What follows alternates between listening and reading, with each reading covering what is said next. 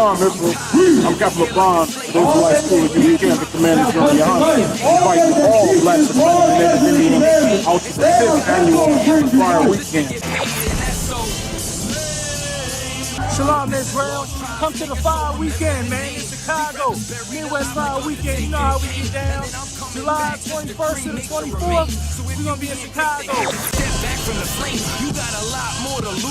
Under the Midwest Mosque in set, captain of 13,000 July 21st, we got 12 children of Yahanna with the scripture breakdown class, followed by Captain Tadariyat and Captain Katazah with Cross the Line Radio. You know what I'm saying? We got the Bantu Festival coming back.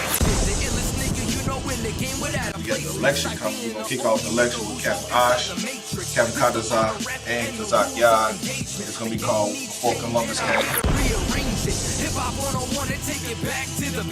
On the 24th of July, we're going to be doing the Black and Brown Unity Cookout. Shalom, Israel, to all my Blacks, Hispanics, and Native Indians. From July 21st through the 24th, we're going to be holding the Midwest Fire Weekend. On July 21st, we hold a scripture breakdown with none other than 12 Shield General Muhammad from 6 p.m. to 8 p.m., followed by Cross the Line Radio. On July 22nd, we're going to be having camp on the Magnificent Mile from 11 a.m. to 5 p.m. And guess what? Commanding General Yahanna will be speaking at 3 p.m. We're going to be located at 401 North Michigan Avenue, Chicago, Illinois. After that, we're going to have the Before Columbus Came lecture from 6 p.m. to 9:30 p.m. located on 9909 Roosevelt Road, Suite 100. On July 23rd, you can catch us at the Bantu Festival from 10 a.m. to 10 p.m. We're going to be located at 1130 Midway Place Science Park, Chicago, Illinois. And then last but not least, we're going to be having the Black and Brown Unity Cookout from 12 p.m. to 8 p.m. located at Douglas Park, 1200 West 12th Place. For more information, call 708-299-5821. Again, 708-299-5821. Also, if you would like to help out and support this troop and brotherhood, go to the Midwest Fire Weekend Black and Brown GoFundMe account and make a generous donation.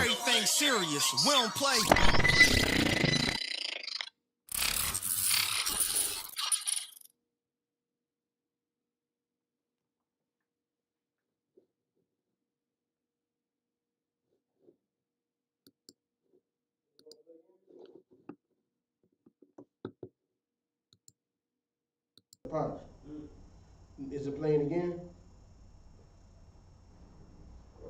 Start. Huh?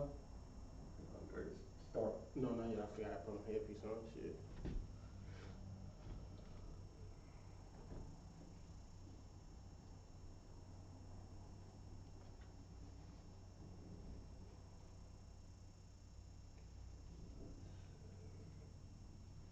Play again. Yeah, play it again.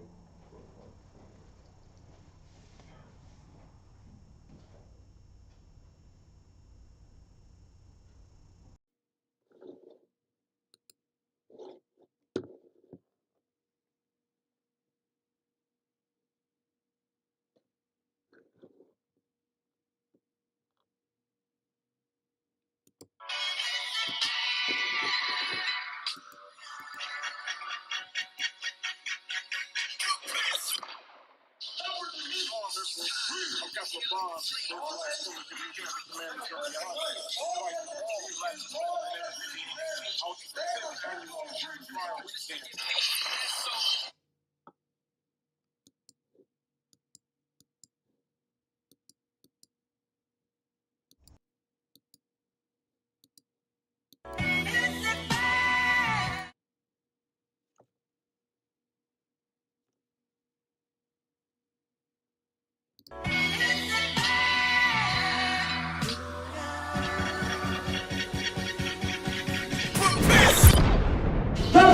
SHALAM, Israel.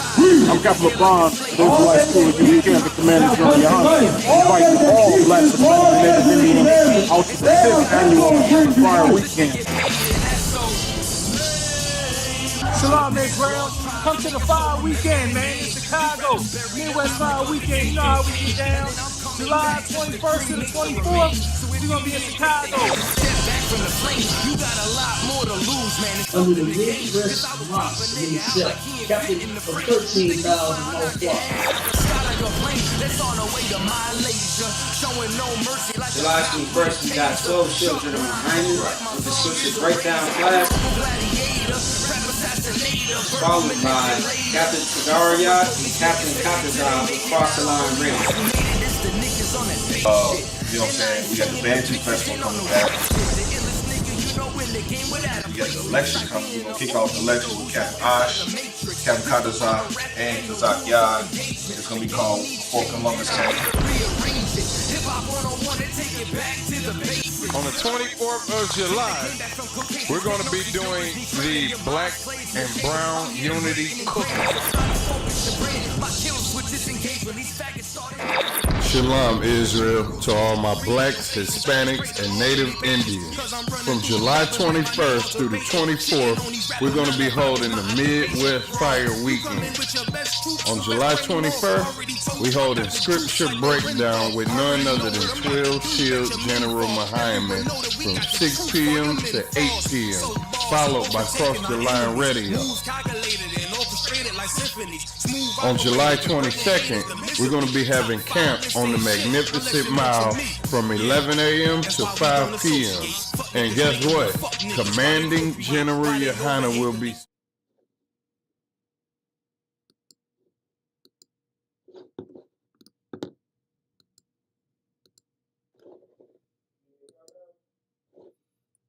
All right.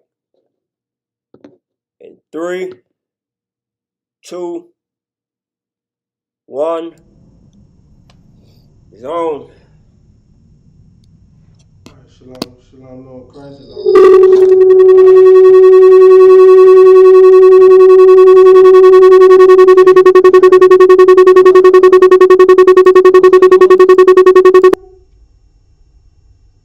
Come out of 1 West 125th Day in the Commander General Yahanna.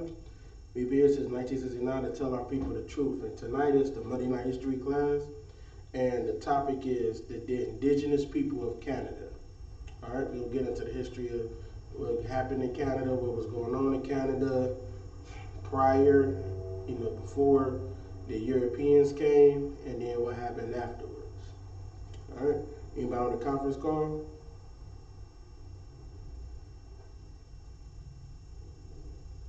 All right, so let's get into it. So there were 3 groups that were in Canada during this time. They were called they call them the First Nations, which was the Native American Indians. There were some tribes that some of them were Japhite descent because they classify Greenland as part of those Native Americans. Greenland, if you know about Greenland, that's it was a mistake between Greenland and Iceland. They misnamed them, or whatever the case is, because Greenland is more green, Iceland is made out of ice. So, at any rate, Greenland is where those Eskimos live. If you look at Greenland, it's basically ice.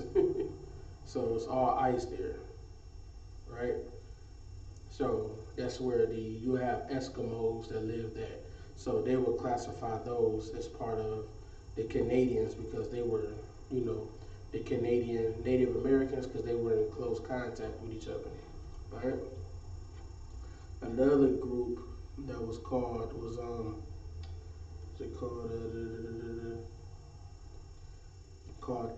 the Métis and the Inuit. Okay, the Métis were largely they would call they would have mulatto or different terms the words would change, but a lot of it was when the Europeans came over and they would go ahead and lay with the women. have, mixed babies, so to speak. And then that's what became the Metis. And the other one is called the Inuit. Inuit is kind of more so on the Japhetic side. All right, but we're gonna get into the history of all of them. All right. In Canada, indigenous groups comprise the First Nations, Inuit, and Métis. Although Indian is still commonly used in large documents, the descriptors Indian and Eskimo have fallen into disuse in Canada, and most consider them to be pejorative. So it's like they don't like to use those terms. Aboriginal peoples as a collective noun is a specific term of art used in some legal documents, including the Constitution Act of 1982. Though most indigenous circles, Aboriginal has fallen into disfavor. Old Crow Flats and Bluefish Caves are some of the earliest known sites of human habitation in Canada. The Paleo-Indian Clovis, Plano, and pre-Dorset cultures predate the current indigenous peoples of the Americas. Projectile point tools, spears, pottery, bangles, chisels, and scrapers mark archaeological sites, thus distinguishing cultural periods, traditions, and lithic reduction styles. All right? Let's look into what these areas are.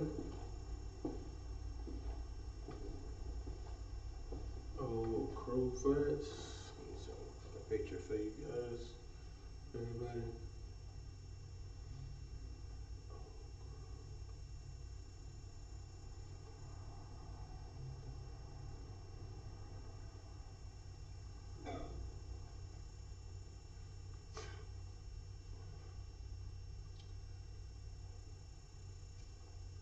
So it's kind of some pictures. You can kind of see everything is. Kind of get a little picture, I like to show pictures everywhere. So, and to know where they're at is, let me get that. Crow Flats. It's in Yukon, Canada, which is way up at the top of Canada, which is over by where Alaska is. So it's way up there. Old Crow Flats. Alright. And what was the other place? The Bluefish Caves.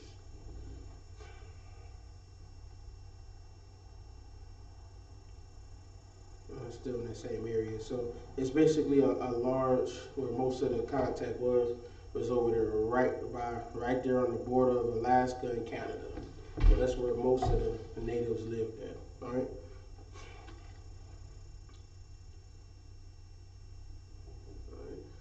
Now, the one thing to be 100% sure of is that they say that this is the earliest known, but you know that the natives were there in South America long before they were there in Alaska, because they came from the southern region.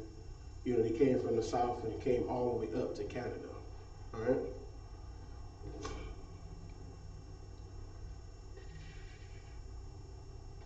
The characteristics of indigenous culture in Canada includes a long history of permanent settlements, agriculture, civic and ceremonial architecture, complex societal hierarchies, and trading networks.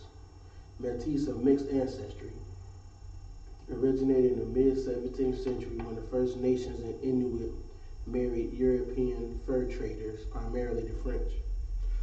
That's why in Canada, one of the biggest languages they speak is the French, especially over there about like Montreal and over in that area, they speak a lot of French over there. The Inuit had more limited interaction. There's also you'll see a bunch of I think, if I'm not mistaken, Toronto was kind of more ruled by the British, and Montreal, that area, because you know like Canada is a little different from the United States. So like with Canada, they have like how do you call it? They got like territories. So they like divided it up, right? So you would have, one of them which is Ontario. That's where Toronto is, and that was more ruled by the British. And then I forget the one that you what's the one they call with Montreal, Quebec. That one there, that one it was more ruled by the French. That's why if you go to Quebec or you go to Montreal, everything there is written in French. So somebody just joined.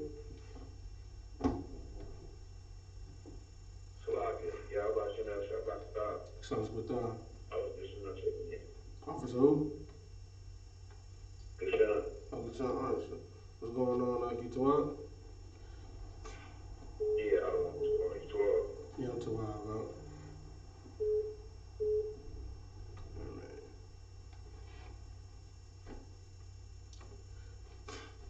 So, with those, you got, like I said, they got a lot of different territories. So, theirs is kind of different than the United States because they kind of got divided up. So, pretty much the in on that, okay? The Inuit had, they had fur traders because out there, out there in the cold, it's like Canada. I mean, it gets cold up there, so they got a lot of fur. They got they have like bears, wolves, all type of animals that they'll sell for fur, and that's what they would use, and that's how they would survive in Canada. They would take their fur, and that's what they would live with. It would keep them warm and everything. They have fur traders out there. All right, the Inuit had more limited interaction with European settlers during that early period. Various laws, treaties, legislation had been enacted between European immigrants and First Nations across Canada. Today is a common perception that Aboriginal peoples in Canada have the right to self-government to provide an opportunity to manage historical, cultural, political, healthcare, and economic control aspects within First Nations communities. However, some Canadian legislation may contradict this.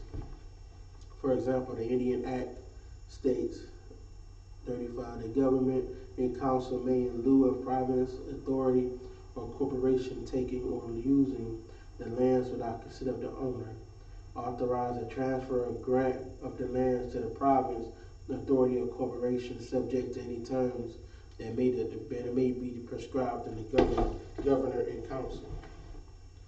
So basically, they have a way that they can forfeit their land. They can come and take it, just like they do with the Native Americans in America. They have their land that basically the governor and council may, in lieu of the province, without, whenever they want, authority or corporation taking or using the lands without the consent of the owner. So a company or the country, right, can just come and take it without going to them. So they might own the land, but they can come and just take it whenever they want to. As of the 2016 census, Indigenous people in Canada totaled 1,673,785 people, or 4.9% of the national population, with 977,230 First Nations people, 587,545 Métis, and 65,025 Inuit. 7.7% of the population under the age of 14 are Indigenous descent. There are over 600 recognized First Nations government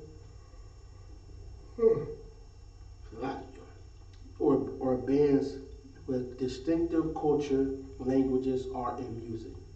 The National Indigenous Peoples Day recognizes the cultures and contributions of Indigenous peoples to the history of Canada. First Nations and Inuit and Métis peoples of all backgrounds have become prominent figures and have served as role models in the Indigenous community and helped to shape the Canadian cultural identity. So basically, they make about 7 to 8% of the whole area. You don't really hear too much about them because, they don't, provide a lot of, documentaries on the people you hear. You kind of see more of it when it comes to America because the Native Americans here, they became the subject of movies, cowboys and Indians. So of course it's something to make profit off of. Go ahead. Follow Christ, Superman, so check it in. Hey, what's going on, Doc? You right? I'm saying 12, sir. That's okay. So you learn more about the Native Americans here because it's become monetized, part of the economy. So it became, like I said, cowboys and Indians. All right.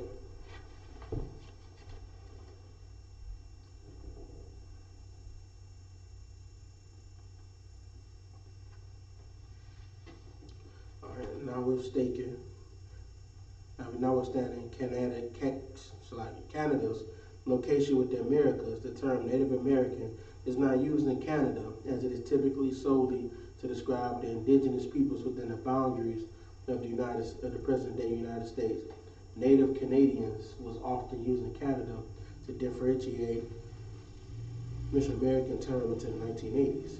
In contrast to the more specific Aboriginal, one of the issues of the term Native is its general applicability.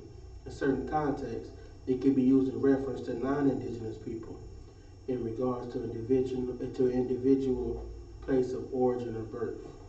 So that's why they like to interchange these words, native, indigenous, all of that, because like if you were born in Atlanta, you Atlanta native, right?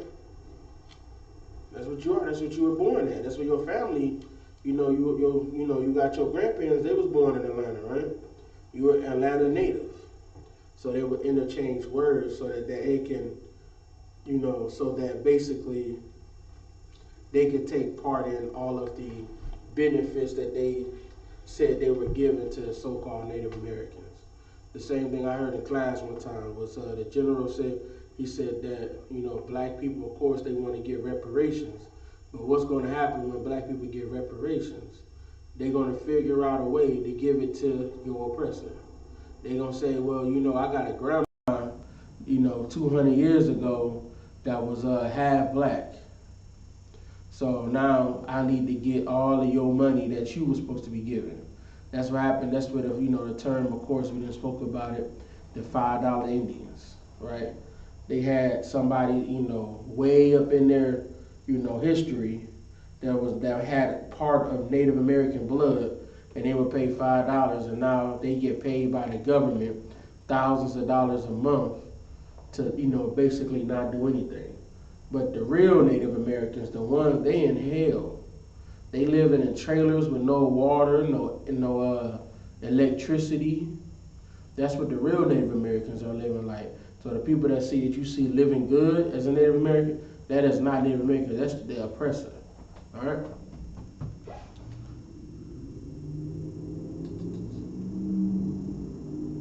All right. For instance, people who were born or grew up in Calgary may call themselves Calgary natives, as in they are native to that city. With this in mind, even the term Native American, as another example, may very well indicate someone who is native to America rather than a person who's ethnically indigenous to the boundaries of present-day United States. That's why they call them Native Americans, because oppressors are Native Americans. They're native to America, right? In this sense, native may encompass a broad range of populations and is therefore not recommended. So, like I said, they use different words. That's why they like to change black people's, identity, so that they can say, you're a people of color, right? Then they can say, well, I'm a people of color too. I mean, I'm just a light color. I'm just light skinned. I'm Hell, Donald Trump, he's orange, right? He got color. So they'll just, that's why they use certain terms. They don't want to have a term that can only mean blacks and Hispanic people. They don't want, and the Native Americans. They don't want, or the Native people. They don't want to have a term that only identifies as them because they only the ones that can get the benefits. All right? They're real crafty about how they put things in their law and their policies. All right.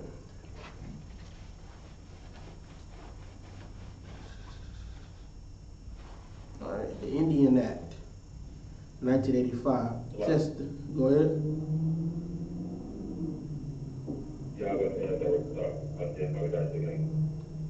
You said who? I'll see how you that again. Oh, what's going on, Doc? You all right? You too what about? I'm too wild. All right.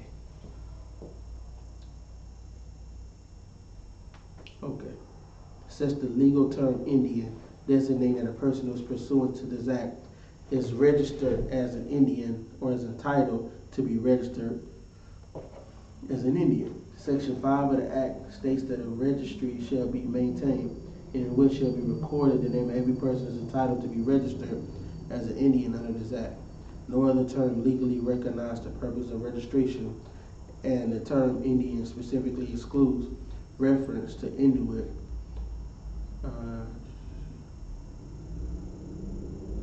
Excludes reference to Inuit as per Selection 4 of the Act. Indian remains in place as a legal term in the Canadian Constitution. However, its use outside such situations can be considered offensive, right? So, as you can see here, they don't want to include the Inuits, right? Because the Inuits are a Japhetic nation. They're like part of the Eskimos, right? They're part of that nation of people. They only want Native American, the real, people that's in, the Gadites that were there. They want them to be on this registry, of course, right?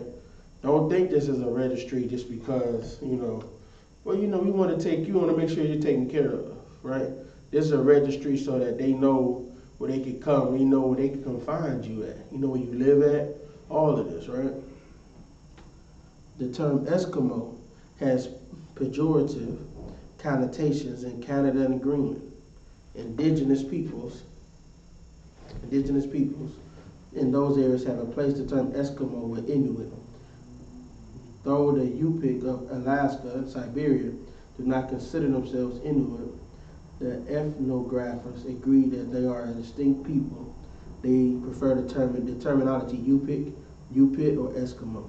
The I.S.U.P.K languages are linguistically different from the Inuit languages, but are related to each other. Linguistic groups of Arctic people have no universal replacement term for Eskimo, inclusive of all Inuit and I.S.U.P.K across the geographical area inhabited by them.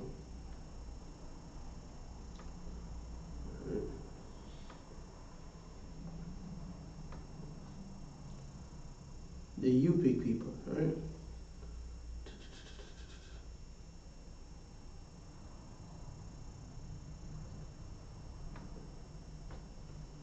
So I get some pictures.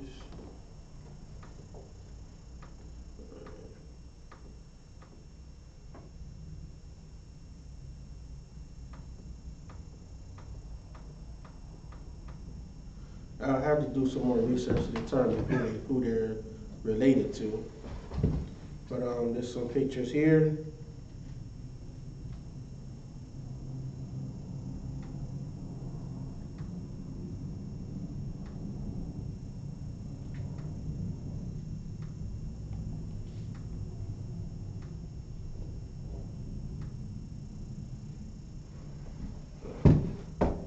I think that's a painting right there, that last one. So there's a couple of pictures, just kind of so you can see, kind of get a feel of what they look like. So a lot of times you got to think of that our people, we got mixed with everybody, right? So there's parts of our people that got mixed in, of course, of Eskimos, right? And you know, a lot of us got mixed in with the people over in Asia. So the East Indian people, Chinese, Japanese, we got mixed in with all of those nations, right? That's why you'll see similar resemblances in the native people to the to the North and South America. You'll see resemblances. Like a lot of Puerto Ricans, look at a Puerto Rican, look at the East Indian, they have similar features, right? Because we will be mixed into all of those different nations. You understand? So now these could be our people, because like I said, we mixed in, but I would have to get more research to determine, where they're from. But we can get into some history of them. The common ancestors of the Eskimo and Inuit, as well as various Paleo-Siberian groups, are believed by anthropologists to have their origin of eastern Siberia, arriving in the Bering Sea area approximately 10,000 years ago. Research on blood types supported by later linguistic and DNA findings suggest that their ancestors of other indigenous people, in the Americas reached of North America before the ancestors of the Eskimo and the Inuit. There appear to have been several waves of migration from Siberia to the Americas by way of the Bering Land Bridge, which we already had, I.S.U.P.K. We've already disproved the Bering Land Bridge, which they call the Bering Strait. They said they came over from, Siberia over here, right? We did not come from Siberia over here. We came from Israel, that area, the Middle East. We came from there and came over to here, right? We didn't take the Bering Strait. Which became exposed between 20,000 and 8,000 years ago during periods of glaciation. By about 3,000 years ago, the progenitors of the I.S.U.P.K had settled along the coastal areas of what became western Alaska, with migrations up the coastal rivers, notably the Yukon and Kuskokwim, around 1400 AD, eventually reaching the Far River as the Pamuit on the Yukon and the Crow Village on the Kuskokwim. The Siberian I.S.U.P.K may represent a back migration of the Eskimo people from Siberia, from Alaska. Cultural. That's their culture. Traditionally, families spent the spring and summer at a fish camp, then joined with others at a village site for the winter.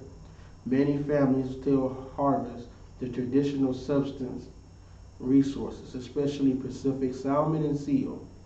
The men's communal house, the Gaskiel, was a community center for ceremonies and festivals, including singing, dancing, and storytelling. The Gaskiel was mainly used during the winter months because people would travel in family groups following food sources throughout the spring, summer, and fall months. Aside from ceremonies and festivals, the Gaskiel was also where the men taught the young boys survival and hunting skills, as well as other life lessons.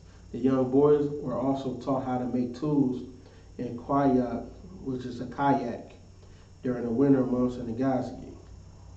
The ceremonies involved a shaman. The women's house, the Ina, was traditionally right next door. In some areas, the communal houses were connected by a tunnel. Women taught the young girls how to tan hides and sew, process and cook game and fish, and weave. Boys would live with their mothers until they were approximately 5 years old, and they would join the men in the Gaskiel.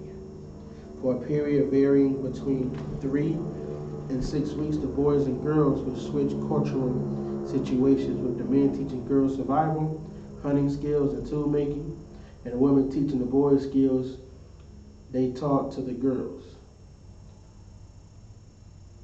In I.S.U.P.K group dances, individuals often remain stationary while moving their upper body and arms rhythmically. The gestures accentuated by handheld dance fans, very similar to the design in Cherokee dance fans. The limited motion by no means the expressiveness of the dances, which can be gracefully flowing, bursting with energy, or wildly humorous. The I.S.U.P.K are unique among Native peoples of the Americas, that they name their children after the most recent person in the community to have died. The cospik is a traditional I.S.U.P.K garment worn by both genders. In Alaska, it is worn by both casual and formal settings. The seal oil lamp was an important piece of furniture. Okay, let me see. See this, okay.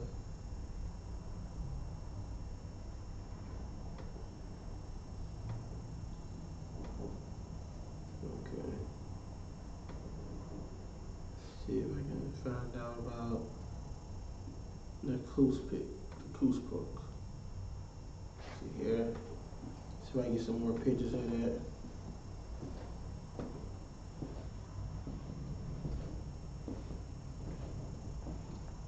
Just bear with me for a second.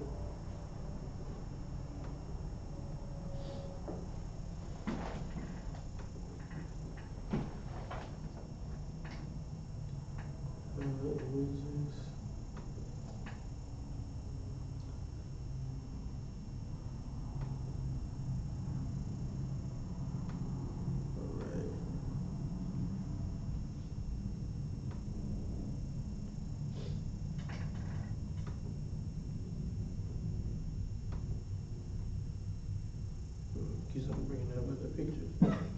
So, kind of see it. Kind of like a garment. See what else I can get.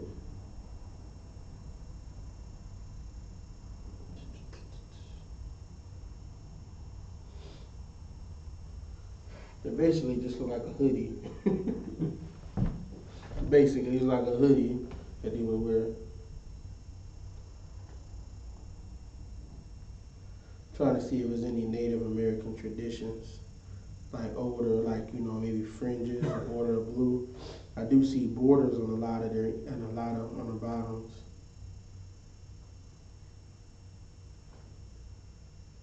So, see it right here. So it's like they kind of like in like a a little like how the native the Gadites would wear. So it's certain things you'll see that's sort of similar. So, but like I said, we're not gonna say that they're Israelites, of course, but we just gonna we got to do some more research on that. All right, let's see here.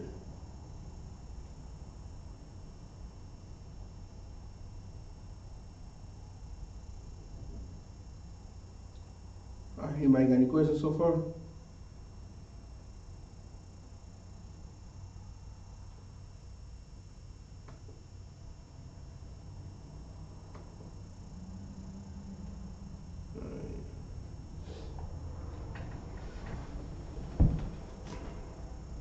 Yeah, don't think that nobody else knew about the land over here. You had other people come to this land while the Native Americans were here. You know what I mean? So the Vikings came over to America. You see the Eskimos came over to America. So when they said that they came, everybody else came, peacefully. Just wanted to set up a few, trades, different things like that. But of course, when the devil comes, he sees them as slaves and something to be under him. So that's what happened there. All right, let's see. The Paleo Indian period. All right, according to archaeological and genetic evidence, North and South America were the last continents in the world with human habitation. During the Wisconsin glaciation, 50,000 to 17,000 years ago, falling sea levels allowed people to move across the Bering Land Bridge, of course, with that joined Siberia to northwest North America, which is Alaska. Alaska was ice-free because of the low snowfall, allowing a small population to exist. The Laurentide ice sheet covered most of Canada, blocking nomadic inhabitations and confining them to Alaska for thousands of years. Aboriginal genetic studies suggest that the first inhabitants of the Americas share a single ancestral population, one that developed in isolation conjecture to the Beringia. The isolation of these people in Beringia may have lasted 10 to 20,000 years. Around 16,500 years ago, the glaciers began melting, allowing people to move south and east into Canada and beyond. The first inhabitants of North America arrived in Canada at least 14,000 years ago. It is believed the inhabitants entered the Americas pursuing Pleistocene mammals such as the giant beaver, steppe bison, the musk ox, mastodons, woolly mammoths. A lot of these things is extinct thanks to the oppressor. And ancient reindeer, early caribou.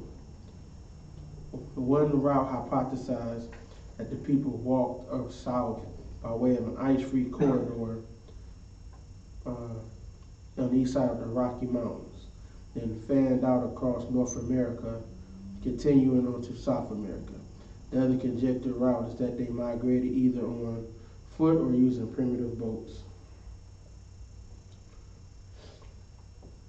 Down the Pacific coast to the tip of South America and then crossed the Rockies and the Andes.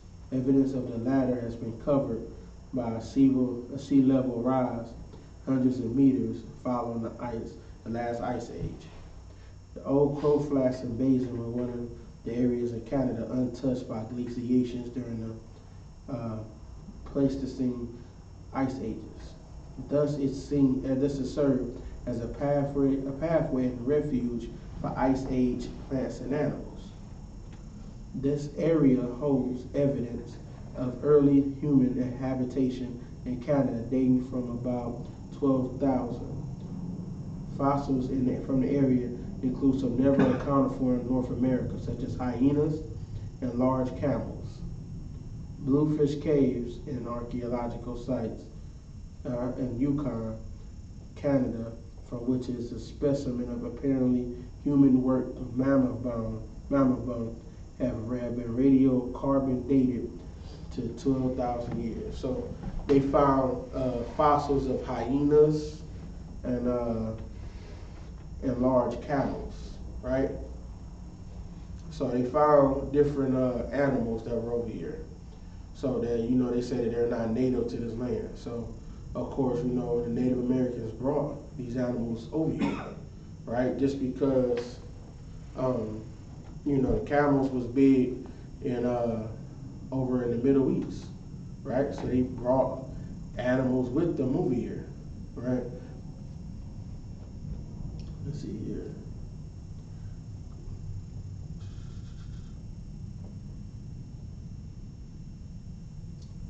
Okay, Clovis sites dated at 13,500 years.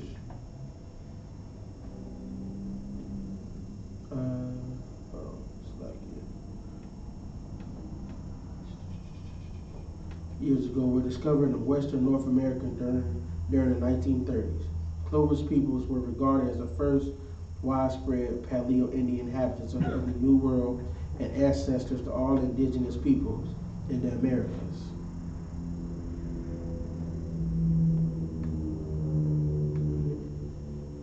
Archaeological discoveries in the past 30 years have brought forward to their distinctive napping cultures who occupied the Americas from the lower Great Plains to the shores of Chile. Localized regional cultures developed from the time of the Younger Dryas cold climate period from 12,900 to 11,500 years ago. The Folsom tradition are characterized by the use of the Folsom points as projectile tips at archaeological sites. Those tools assisted activities at kill sites that marked the slaughter and butchering the bison. So they would go around. That's where they had the tips from, to kill bison with. See, a lot of this time, like they're not really going when they're trying to date things. They're not really going by, their cultures and because the people they like these cultures. They know how long like they've lived somewhere. They know how long like the people have been here. You know what I mean? Just like think about in the Bible. They knew how many generations it was from to Noah to from Adam to Noah, from Noah to Jacob, from Jacob to David, from David to Christ. They knew the generations of everybody in between. They knew all of this. Don't think that they don't know all of this, but they just go past what their traditions and they want to go and make up their own stories, right? They don't want to go by their traditions. They want to go make up whatever they feel as though, sounds good. So they say 12,000 years ago, and a lot of times this carbon dating is, does anybody know what carbon dating is for one? Do they know how they do it?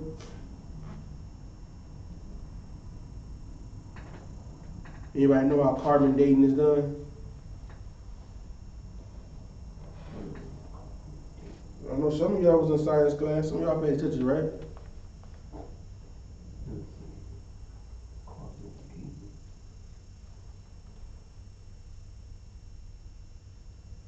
Nobody know how they do carbon dating? Go ahead. I don't know anything much about carbon dating. The only thing I do know about carbon dating is that how can you take the time, or how can you figure out how long something's been you? You know what I'm saying? And you don't even know how long you've been. You know what I mean? Mm-hmm. Okay, I'll kind of explain it to you briefly what carbon dating is, right?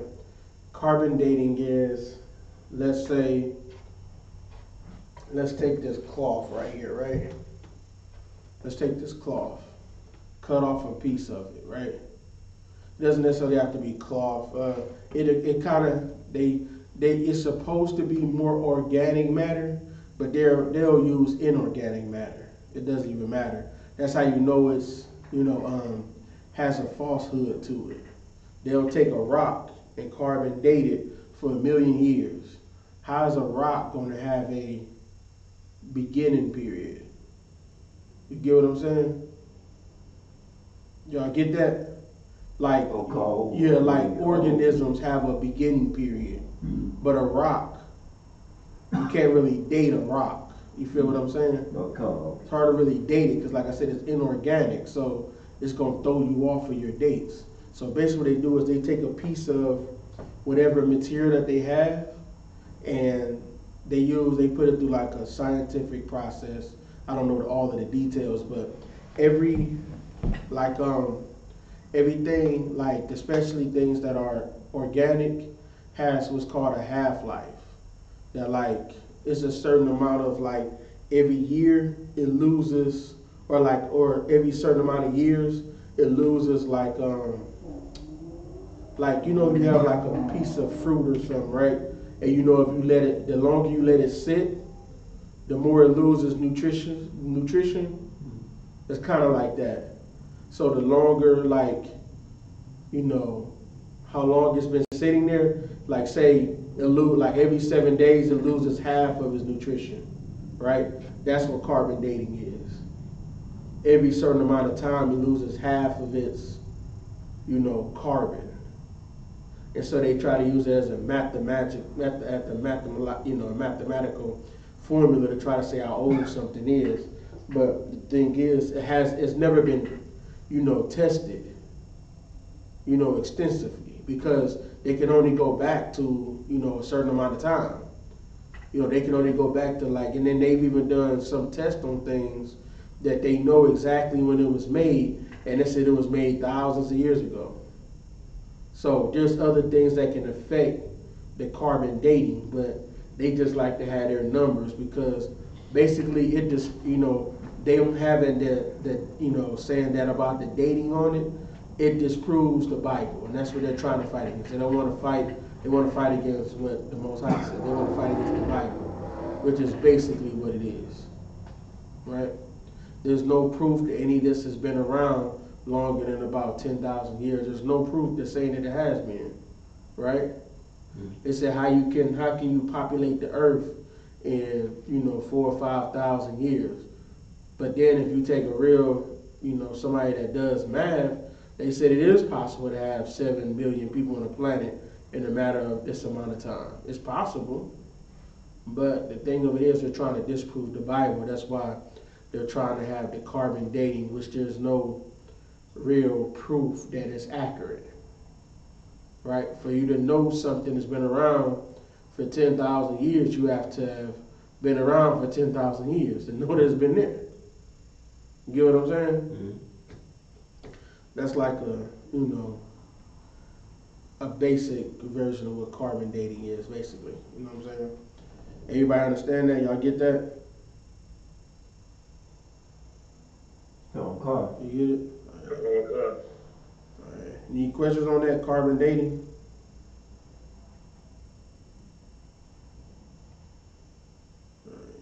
Go ahead. I'm gonna have to get with you after class on that right there. So there's a lot of questions I got about that.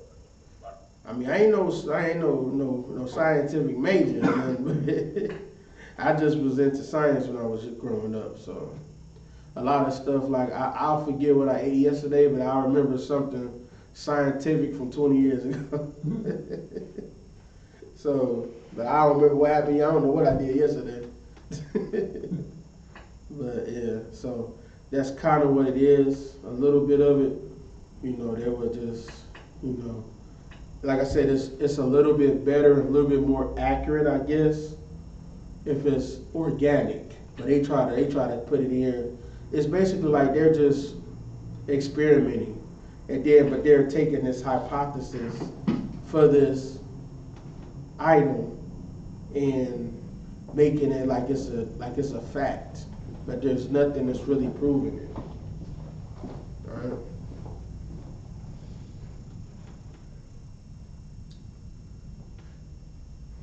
Okay. So that's why whenever they say the dates, you can't go by those dates, man. They're all, and then you gotta remember how scientists are. They have to go by they have to go by what everybody else is saying. They can't, go and do their own thing, or they're gonna be called a pseudoscientist, right? They're gonna be called a nut job. So they can't go along their own, and do their own research, because if they did, they'll be kind of cast out from the community. What's that one? Strawberry. Strawberry. What? So they'll be cast out of their community. And if you know anything about anybody, they don't want to be cast out of their community. So, that's how that goes. All right.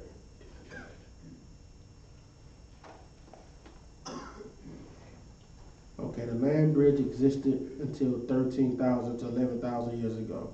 And there's nothing to prove that a land bridge was there. It's just scientists saying that there was a land bridge. There's no proof of it, right? Because they just trying to say that that's how they got there, because they couldn't, they don't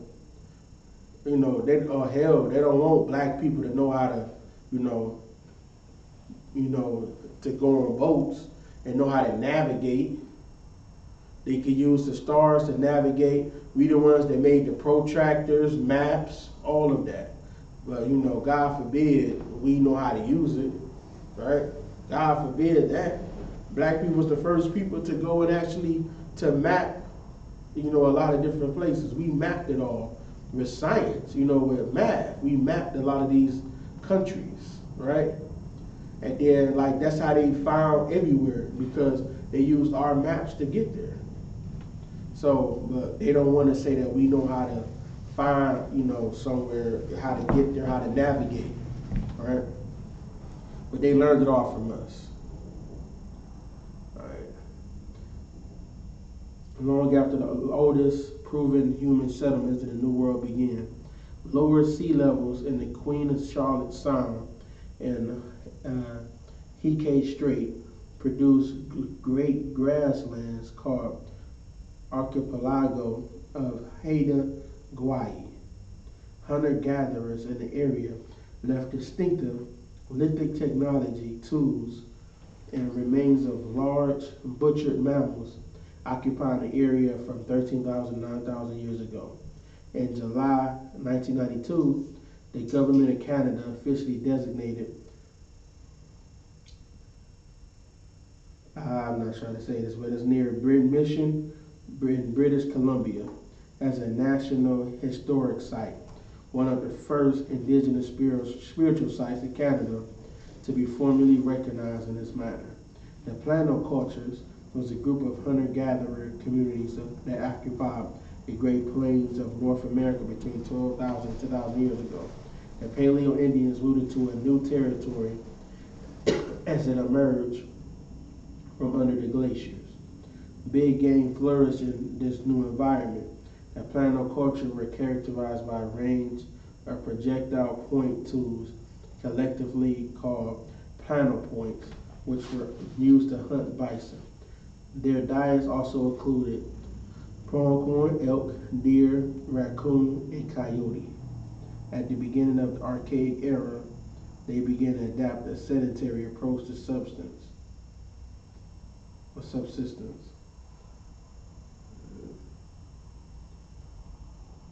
Sites in and around Belmont, Nova Scotia have evidence of Plano Indians, indicating that small seasonal hunting camps perhaps revisited over generations from around 11,000 to 10,000 years ago. Seasonal large and smaller game, fish, and fowl were food and raw material sources. Adaptation to this harsh environment included tailored clothing and skin-covered tents and wooden frames. All right. Archaic period. The North American climate stabilized in 8,000 BCE, 10,000 years ago. Climatic conditions were very similar to today's. This led to widespread migration, cultivation, and later a dramatic rise in population all over the Americas. Over the course of thousands of years, indigenous people of the Americas domesticated, bred, and cultivated a large array of plant species. These species now constitute 50 to 60% of all crops and cultivation worldwide. So, but like when I said these years, they'll take a theory and it become a fact, like a fact. I remember when I was in school, evolution was a theory, right? I don't know, some of y'all probably remember that too. Y'all in school, evolution was this the theory of evolution. But today, it's a fact, right? If you say it's a theory, they're gonna look at you like you crazy. Like, no, we came from apes, right? They're gonna tell you we came from monkeys. And they believe that wholeheartedly. But that was just 20 years ago. That was just a damn, theory, right? Somebody thinking in their head, okay, where does humans come from? Okay, apes, they got fingers, they got thumbs. They look a little similar. We must have came from them. We walked, but it's like if we came from apes, then how come apes still here? How come all these things are still here, right? I'm not saying things don't ever change or look different or even adapt to the environment better or whatever the case is, but you're not going to go from being an ape to a human. You understand? All right.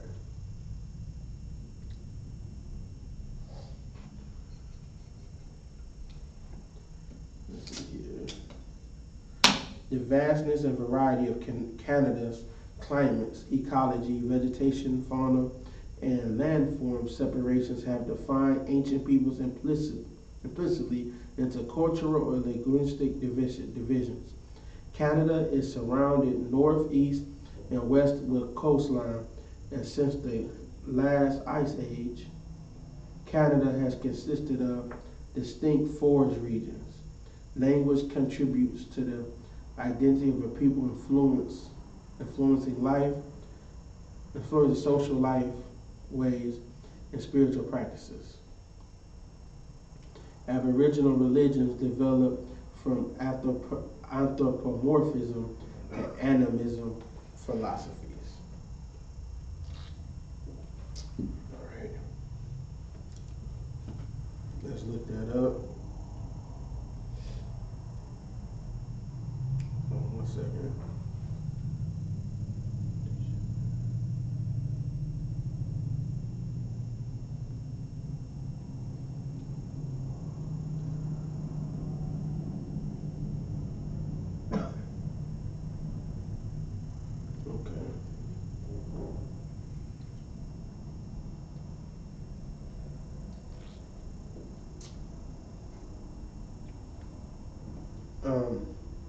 Anthropomorphic is ascribing human form or attributes to a being or thing not human, especially to a deity.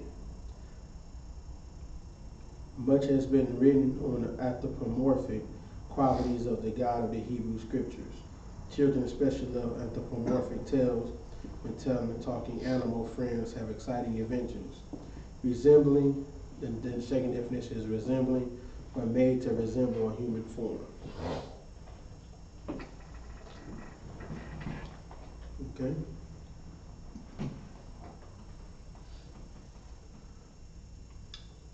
Hold on 1 second.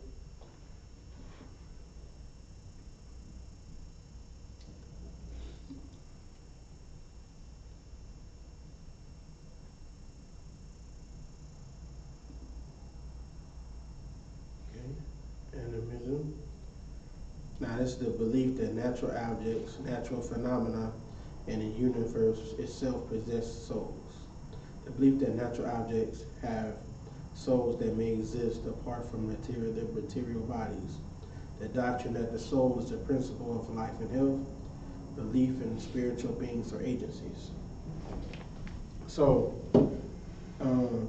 you can tell that some of this is, probably comes from, the Hebrew culture, because they believe in, like, the Most High, he's like a spirit from what we know, you know what I'm saying? But he's in some type of human form. So that's why it comes from the anthropomorphism, that's the human form. And then he had animism, which is they believe in the spirits, that there's spirits out here. Just like we say all the time, you got to eat that brother, our president, he got an evil spirit on him. It means he got a demon on him, right? So that's basically confirming the same thing. All right. The placement of artifacts and materials with archaic burial site indicated social differentiation based upon status. Here's a continuous record of occupation and settlements by original people dating from the early Holocene period, 10,000, 9,000 years ago. Archaeological sites at Stave Lake, Coquitlam Lake, Fort Langley, and the region uncovered early period artifacts. These early inhabitants were highly mobile hunter-gatherers, consisting of about 20 to 50 members of an extended family. The Nadine people occupied most of the land area of the Northwest and Central North America around 8,000 BCE. They were the earliest ancestors of the Athabascan-speaking peoples, including the Navajo and Apache. So these are probably our brothers right here, more than likely. They had villages with large multi-family dwellings used seasonally during the summer, from which they had hunted, fished, and gathered food supplies for the winter. The Wendat peoples settled into north-southern Ontario along the Aramoso River around 8,000 to 7,000 years ago. They were concentrated between Lake Simcoe and Georgian Bay. Wendat hunted caribou to survive on a glacier-covered land. Many First Nations cultures relied upon the buffalo starting by 8,000 to 7,000 years ago. they hunted buffalo by herding migrating buffalo off cliffs. Head smashed and buffalo jump near Lethbridge, Alberta, is a hunting ground that was in use for about 5,000 years. So they would put them off to a cliff so that's how they could hunt, they could surround them. So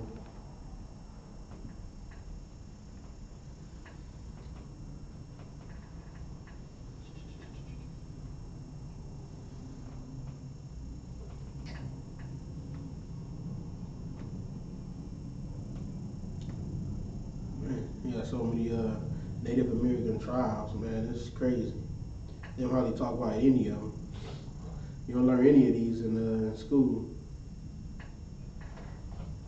The Wyandotte, right here. They are Iroquoian, so that's like the people like in the Dakotas, that area. They lived over there in Canada, in Ontario, Canada, all over there.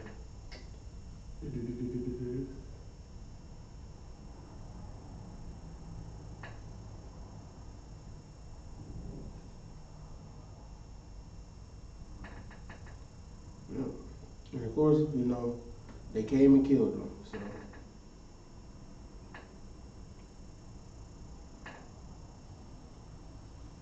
And, you know, made treaties and went back on the treaties and killed them again, so.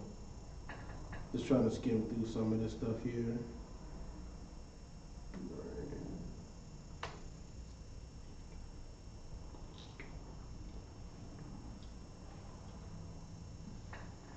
The Arctic Small Tool tradition is a broad cultural entity that developed along the Alaska Peninsula around Bristol Bay and on eastern shores of the Bering Strait around 2500 BCE, which is 4,500 years ago.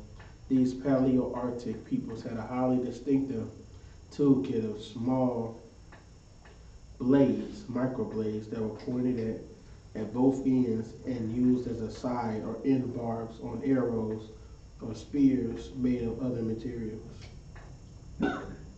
such as bone or antler, scrapers, or graving tools, and adze blades were included in their toolkits.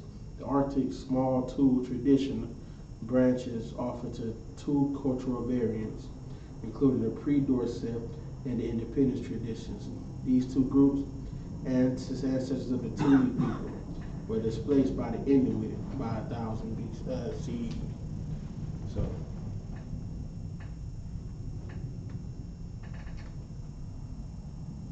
Thule people, just want to say a little bit. All right. This was a group of people that they were like, how do I put it? They were like, they stretched from, they were in North Canada and to like reaching Greenland.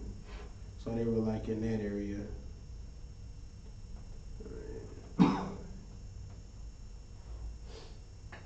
So that's just a little bit about them. That's where they were located at. That's the post-archaic periods. All right. Let me see if I can go to something. Hold on 1 second. Okay, let's go to this here. Now we all know they got forced assimilated, right? Let's get into that. From the late 18th century, European Canadians and the Canadian government encouraged assimilation of Aboriginal culture with what is referred to as Canadian culture. These attempts to reach the climax in the late 19th and early 20th centuries with a series of initiatives that aimed at complete assimilation and subjugation of the Aboriginal peoples. These policies were made possible by legislation such as the Gradual Civilization Act and the Indian Act, focused on European ideals of Christianity, sedentary living, agriculture, and education. Christianization, missionary work directed at the Aboriginal people, had been ongoing since the first missionaries arrived in the 1600s, generally from France, some of whom were martyred. The Jesuit saints called the Canadian martyrs. Christianization as a government policy became more systematic with the Indian Act in 1876, which would bring new sanctions for all who did not convert to Christianity. So now they didn't convert to Christianity, you had new sanctions. So they would, put you in jail, or be death, whatever the case is. For example, the laws would prevent non-Christian Aboriginal people from testifying or having their cases heard in court, and ban alcohol consumption. So now one thing they would do is if you had something happen in court or somebody accused you of something, you can't even hear your own case, right? So then now they could put you in jail. They banned alcohol consumption. When the Indian Act was amended in 1884, traditional religious and social practices such as the potlatch would be banned, and further amendments in 1920 would prevent status Indians as defined in the Act from wearing traditional dress or performing traditional dances in an attempt to stop all non-Christian practices.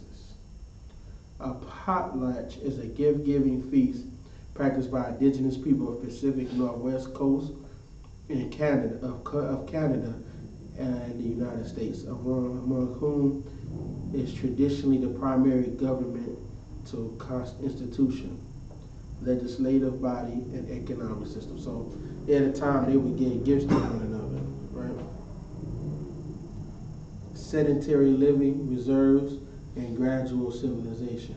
Another focus of the Canadian government was to make the Aboriginal groups of Canada sedentary, as they thought this would make them easier to assimilate. Somebody look up the word sedentary for me. Somebody look up that word for me. Let me know you got it. In the 19th century, the government began to support the creation of model farming villages, which were meant to encourage non-sedentary Aboriginal groups to settle in the area and begin to cultivate agriculture. When most of these model farming villages failed, the government turned instead to the creation of Indian reserves with the Indian Act of 1876. So they were trying to bring them somewhere to start, making, growing crops. But they didn't work, you know what I'm saying? They didn't want to do these things.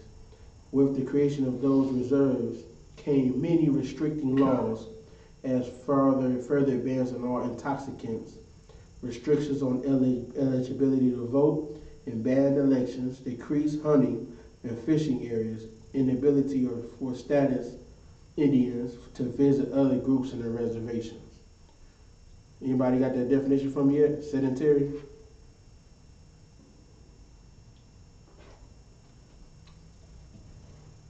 What's the word again? Sedentary.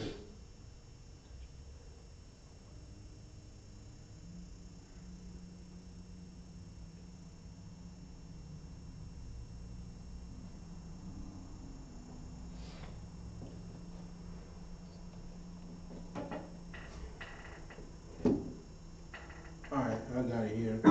Accustomed to sit or rest a great deal or to take little exercise. So they wanted them to basically sit on their behinds because they felt as though the more they sat down and rested, they wanted to make them lazy, right? That's why even now, that's why they make, everything so convenient in America right now, because they want you to be sedentary. The more sedentary you are, the less you're going to fight up against anything, right?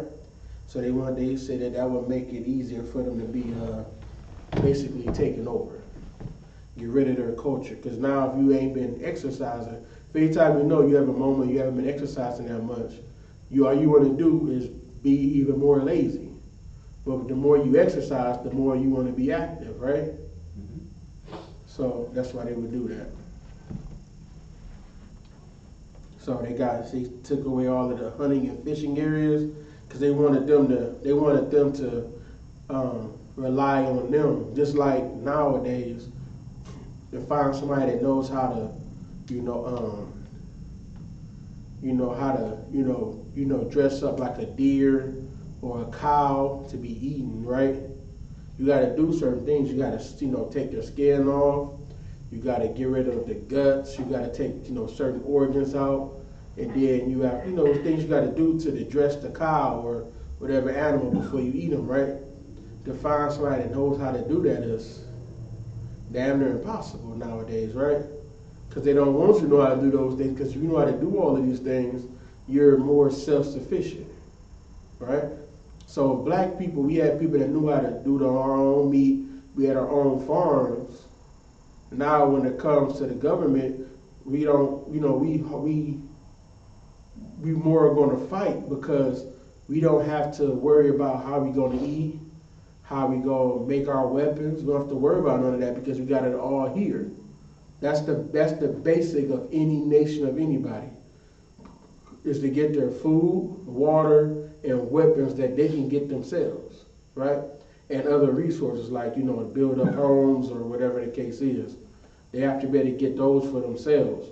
If you take that away from any nation, that means they're going to be subjugated to you. They're going to be under you. If you take that and if you're the ones that provide that to them, they're going to be under you for the rest of their life until they can get on their own, right? Let's see here.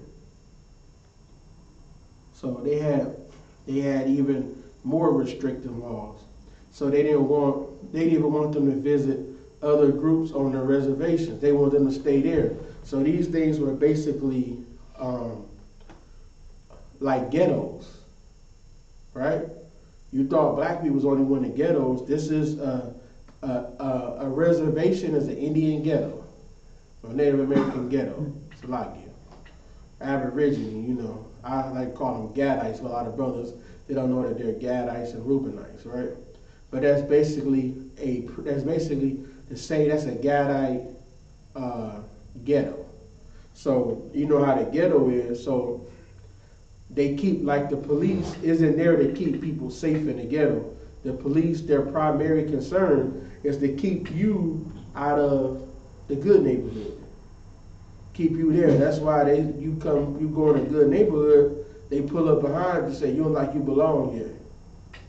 That's the whole purpose, is to keep you out of that neighborhood. It's not to keep anybody, to keep you safe. It's to keep the rich people safe, right?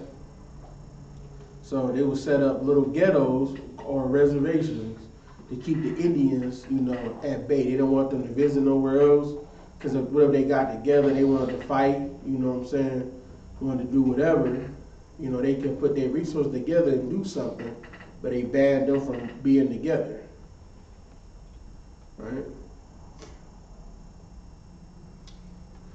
Through the Gradual Civilization Act in 1857, the government would encourage Indians, the First Nation, to enfranchise, to remove all legal distinctions between Indians and Her Majesty's other Canadian subjects.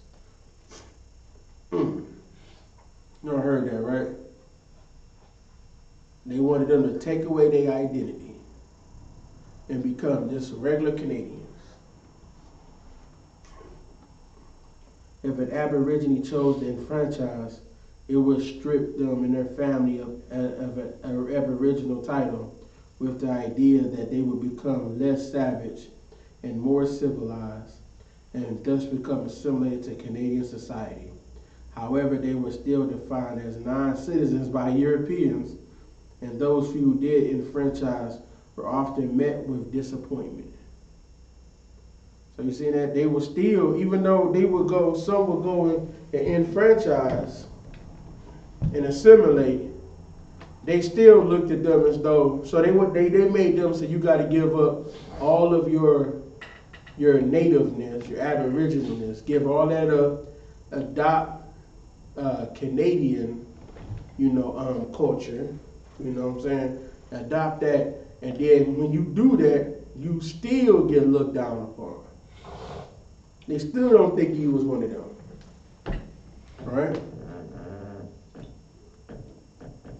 And that goes to show what happens to Israelites when you give up your culture. You're gonna take on the culture of your enemies. You know what I'm saying? You're gonna if you give up the culture of being an Israelite, like we do in I.S.U.P.K, you're gonna be a Christian again. You're gonna be celebrating Christmas, birthdays, all of that, right over again, because you're not taking on your culture. You're gonna be subject to all these other cultures. All right. The final government strategy of assimilation made possible by the Indian Act was the Canadian residential school system. Good night. Of all the initiatives that were undertaken by the first century of the Confederation, none was more ambitious or central to the civilizing strategy of the department to its goal of assimilation than the residential school system. If the residential school experience that will lead children most effectively out of their savage communities into higher civilization and full citizenship.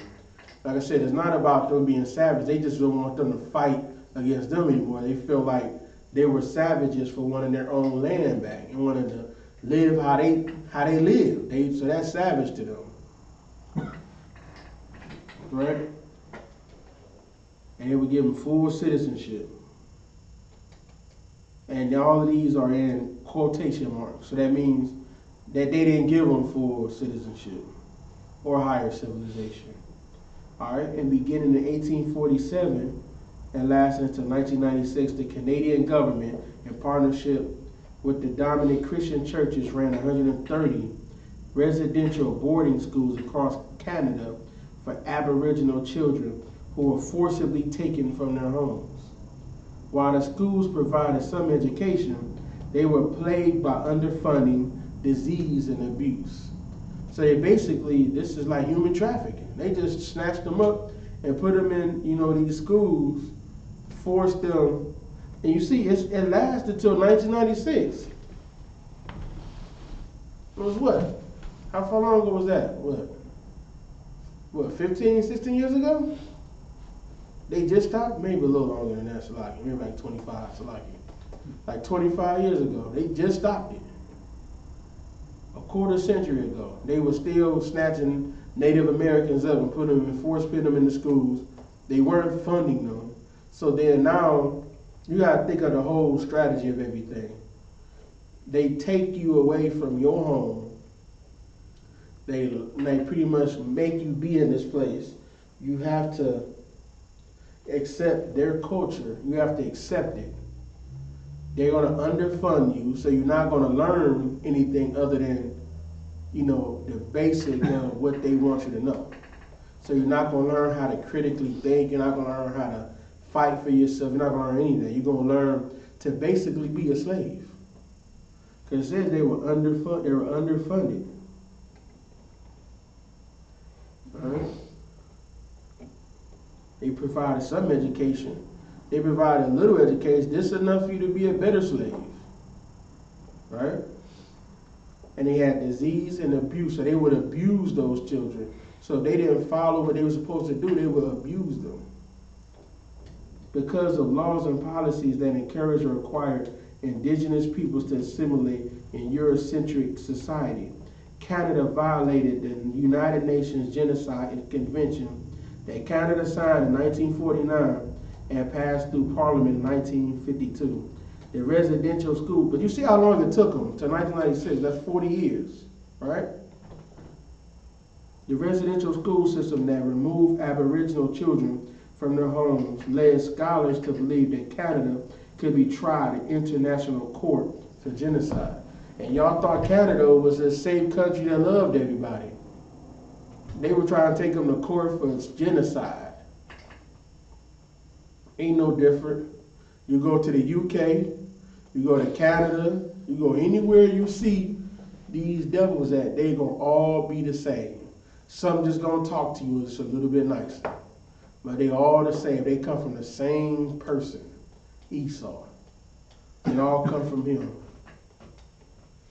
All right?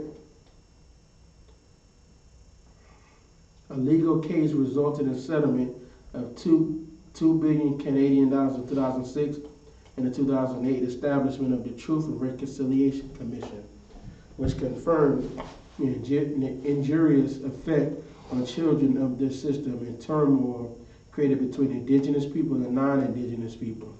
In 2008, Prime Minister Stephen Harper issued an apology on behalf of the Canadian government and the citizens for the residential school system. So they're going to give them an apology, $2 billion, which, how much do you think $2 billion is in compared to how much they made off of the Native Americans over 400 years? Basically nothing, right? Like, you know, one thing that's big out in that area, out there, is maple syrup. They learned that from the Aborigines, the native people. They learned how to cultivate maple syrup. And that is what? That's $1 billion or $1 trillion industry in itself. And that's where they got it from. So they don't give a damn about that $2 billion. You think $2 billion is, I mean, it's a lot of money to an individual, but to a whole nation of people, $2 billion is nothing. You understand what I'm saying?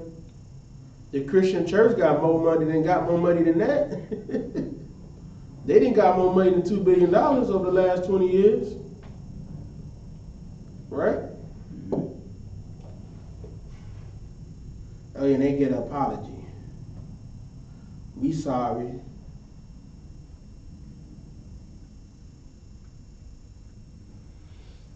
Sorry for oppressing you all these years, but thank you for the money that we made off of your people.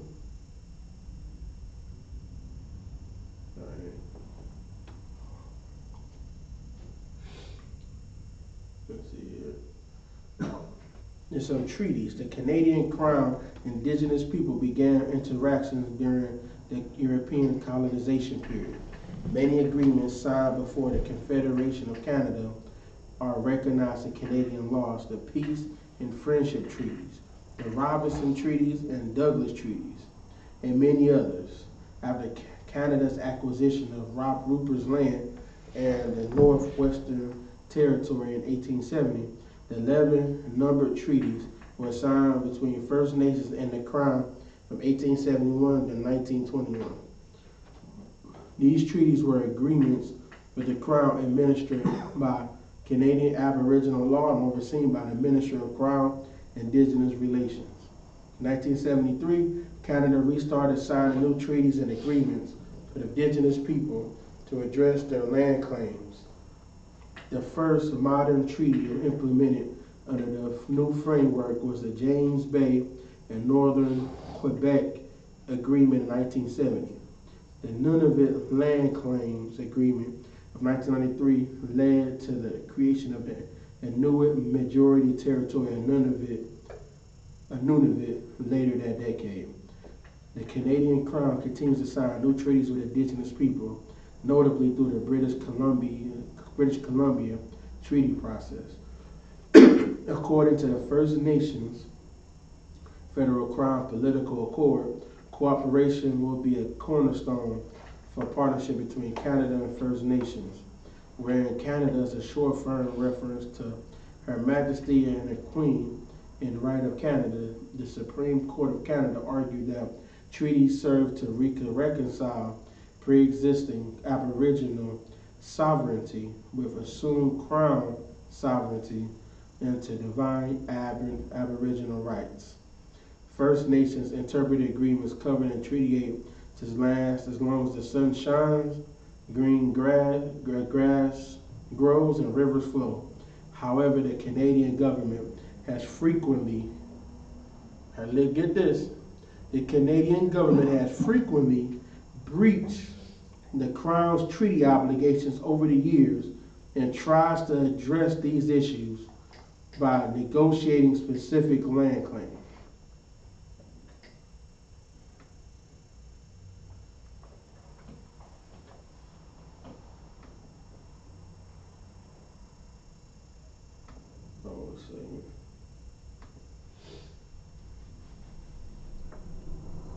You see that, right?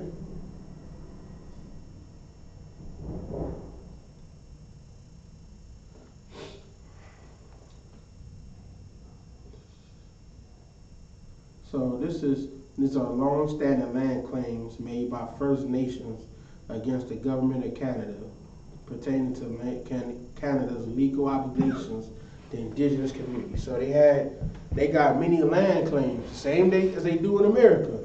In America and Canada, they ain't trying to give it to them. They got all of that land.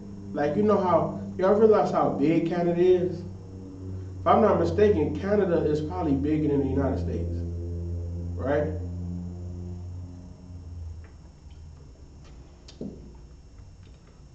Canada is bigger than the United States. It's like one of the biggest countries on the earth, right? And it only has the population of just a little bit more than California. So there's not a lot of people in Canada. Not a lot at all. But they don't even want to give them their land back. They got all this land that they were supposed to have and they won't give it back to them. And there's not even that many people there. And they still won't give it to them.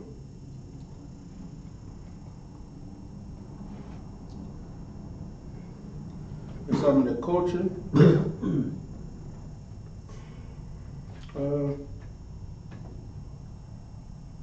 countless Indigenous words, inventions, and games have become an everyday part of the Canadian language and use. The canoe, snowshoes, the toboggan, lacrosse, tug-of-war, maple syrup, as I said earlier, are just a few of the products, inventions, and games.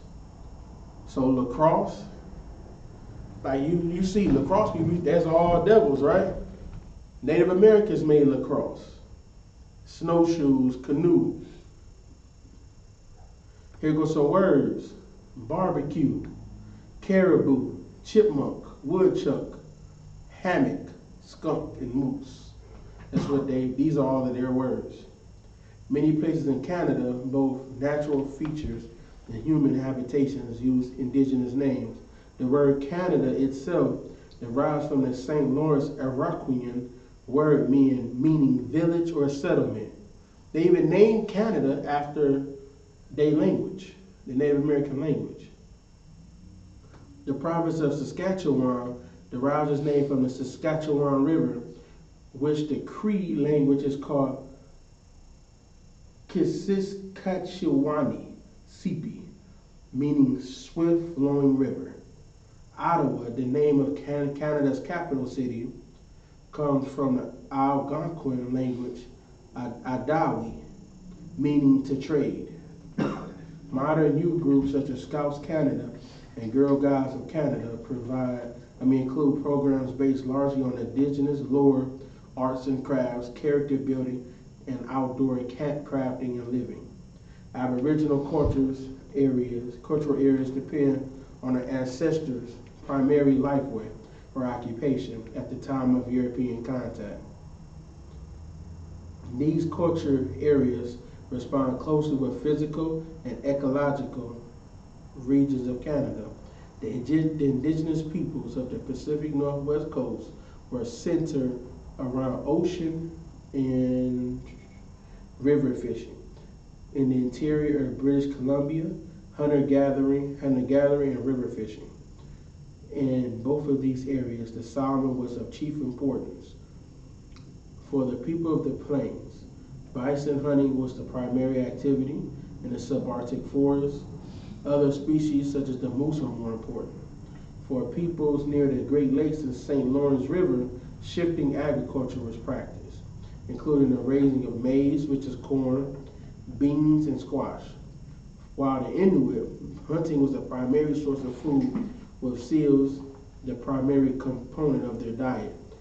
The caribou, fish, and other marine other marine mammals, and to a lesser extent plants, berries, and seaweed are part of the Inuit diet. One of the most noticeable symbols of Inuit culture, the I.S.U.P.K, the emblem of Vancouver 2010 Winter Olympics. The I.S.U.P. are rock sculptures made by stacking stones in the shape of a human figure. They are called Inukwuk.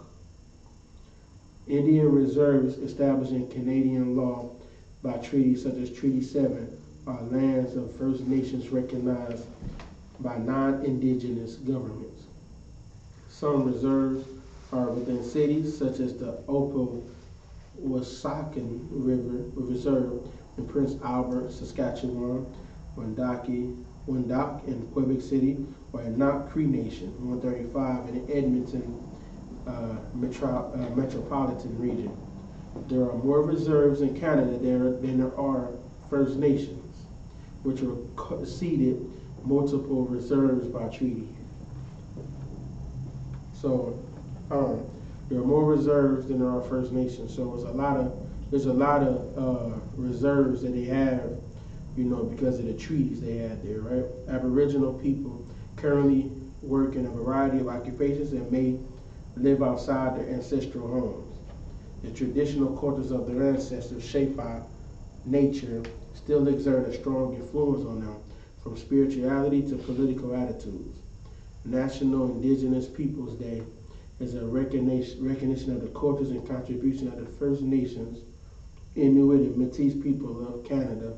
The day was celebrated in 1996, after it was proclaimed that year by then Governor General Canada, Romeo LeBlanc, to be celebrated June 21st annually. Most provincial jurisdictions do not recognize it as a statutory holiday. All right.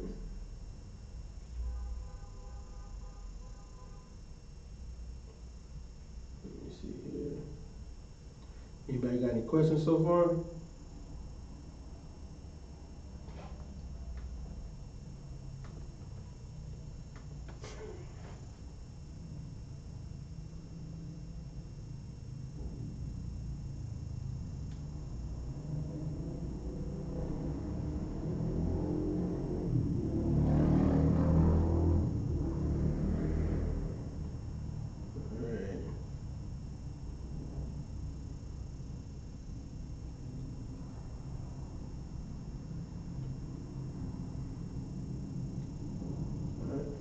Nobody have no questions at all? Anything you might want to bring out?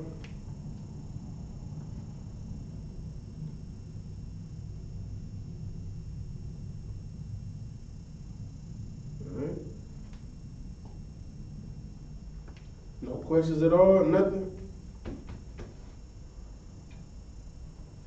All right. With that, pass the class over to Precinct Officer I.S.U.P.K.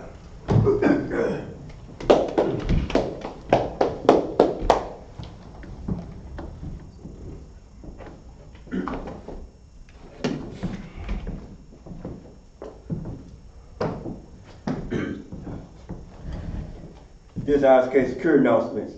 We are the I.S.U.P.K started at 1 West 125th Street, Harlem, New York, room for a new brother and sister.